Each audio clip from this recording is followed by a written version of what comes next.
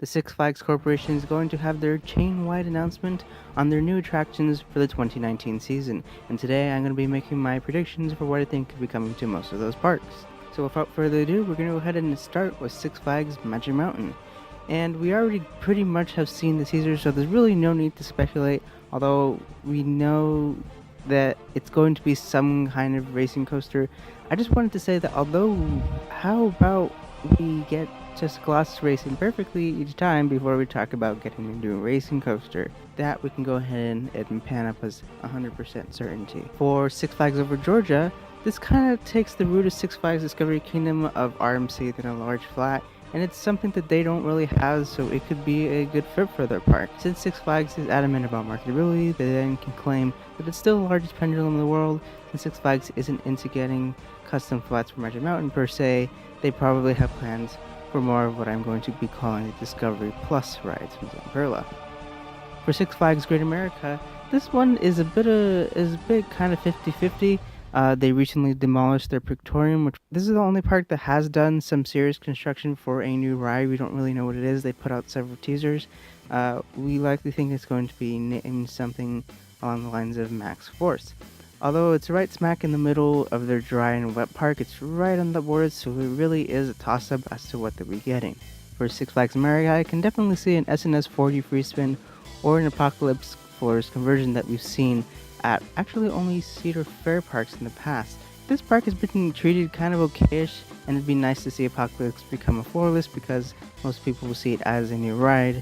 If Apocalypse is unfortunately destined for the scrap heap because it is the very first B&M, a free spin would satisfy the park's lineup and market pull, maybe not for enthusiasts because of its history, but we'll just have to see.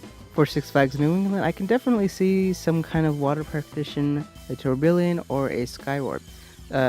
This park really does like DC Comics, and they've added a lot of DC Comic themed rides, but they also pride themselves in their water park, so a Cyborg Cyberspin or a nice small addition to the water park. Remember, this is a year all about subsidizing Magic Mountain's big coaster, so something small is probably what's going to be added to that park, and to most parks. Over in the back end of the chain, we have Six Flags St. Louis.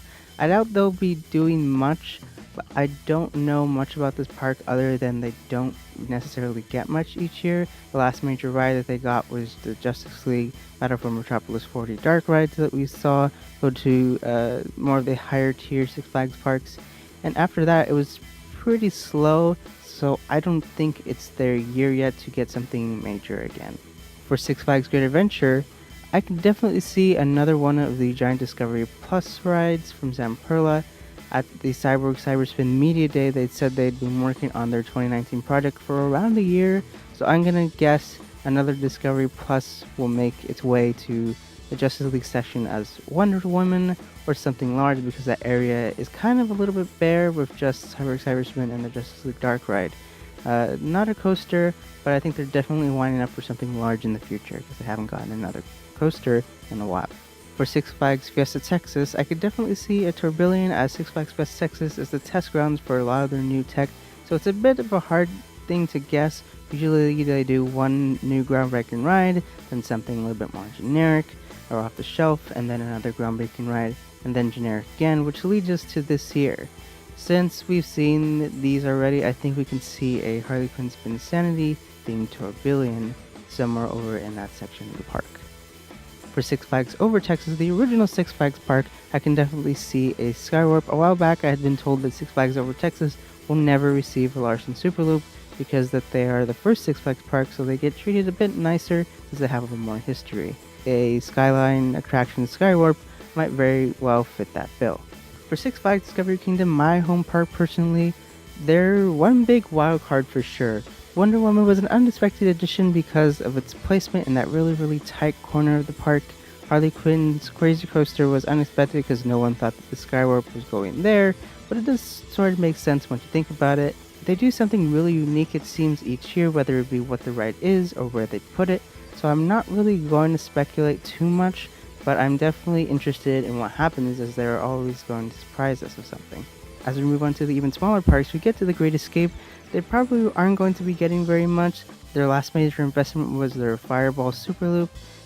They're more about the water park, but even then it's iffy.